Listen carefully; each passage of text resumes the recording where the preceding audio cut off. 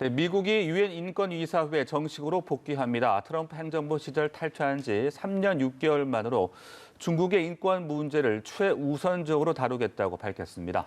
미국 보건당국의 자문기구가 화이자에 이어 모더나의 코로나19 백신 부스터샷 접종을 권고했습니다. 밤사이 들어온 글로벌 뉴스 김지수 기자와 함께 살펴보겠습니다. 안녕하세요. 네, 안녕하세요. 안녕하십니까. 미국이 유엔 인권이사회에서 다시 활동을 할 수 있게 됐고요.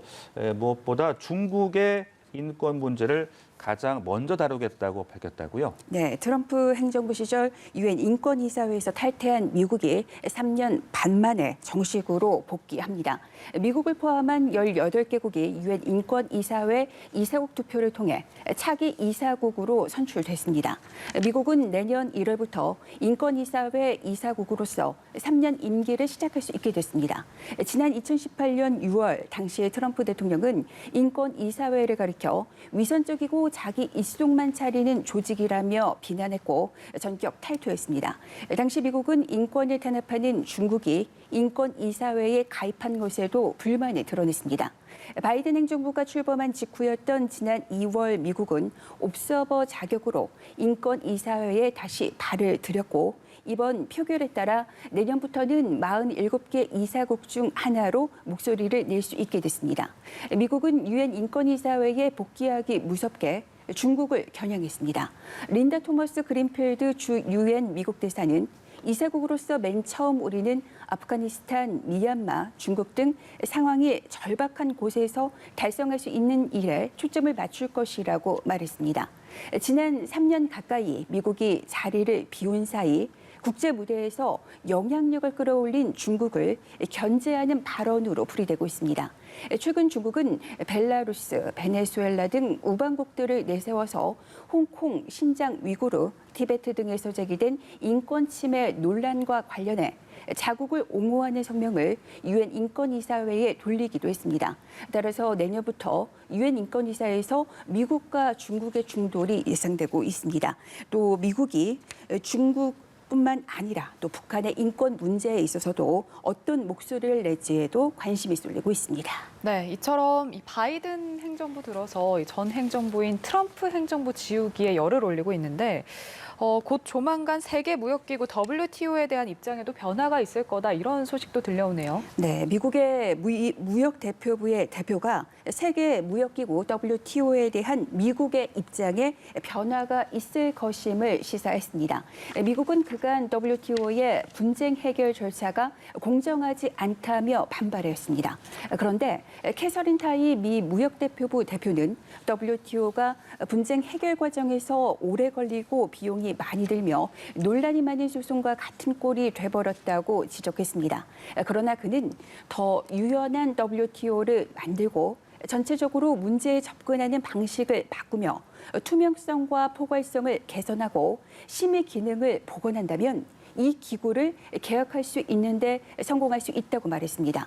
WTO의 분쟁 해결에서 대법원 역할을 하는 상소기구는 지난 2019년 12월부터 기능이 현재 정지된 상태입니다.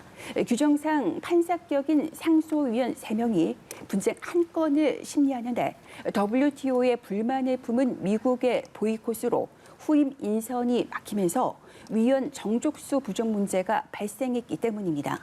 당시 트럼프 행정부는 무역 전쟁 상대국인 중국이 WTO에서 개발도상국 지위를 활용해서 여러 혜택을 받았다면서 노골적으로 반감을 표명해왔습니다.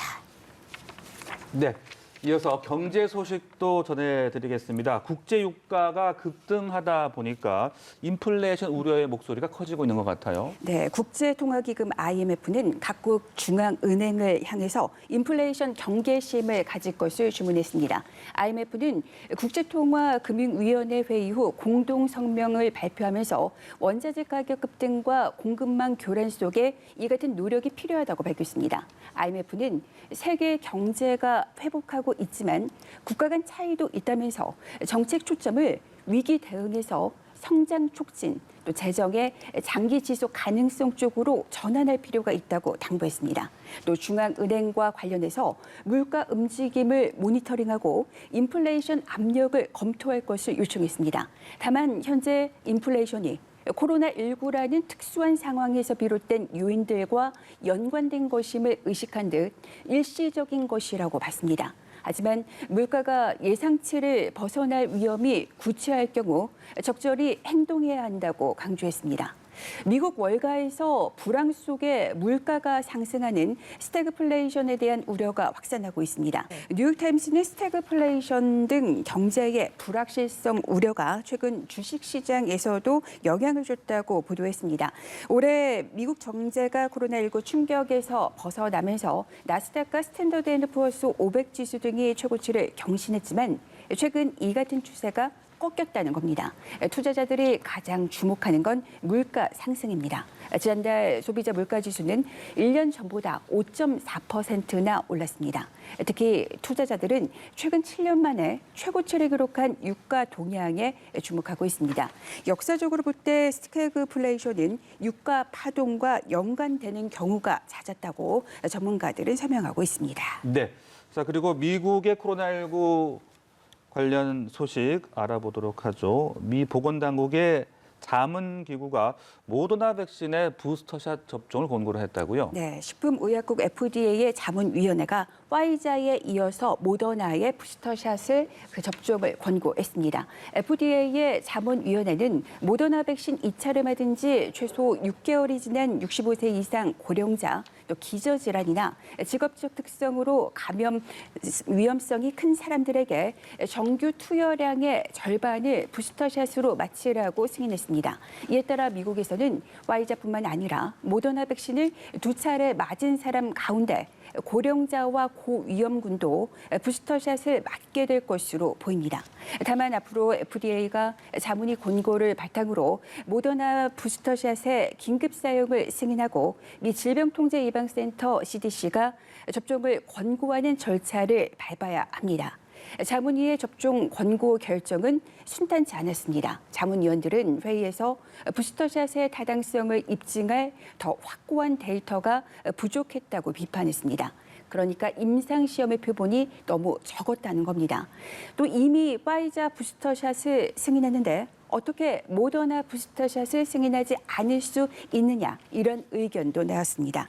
자문위는 또 15일에도 얀센 백신의 부스터샷 승인 여부와 관련해서도 논의를 거쳐서 표결을 할 예정입니다. 네, 이 소식까지 만나봤습니다. 지금까지 글로벌 브리핑 김지수 기자와 함께했습니다. 고맙습니다. 고맙습니다.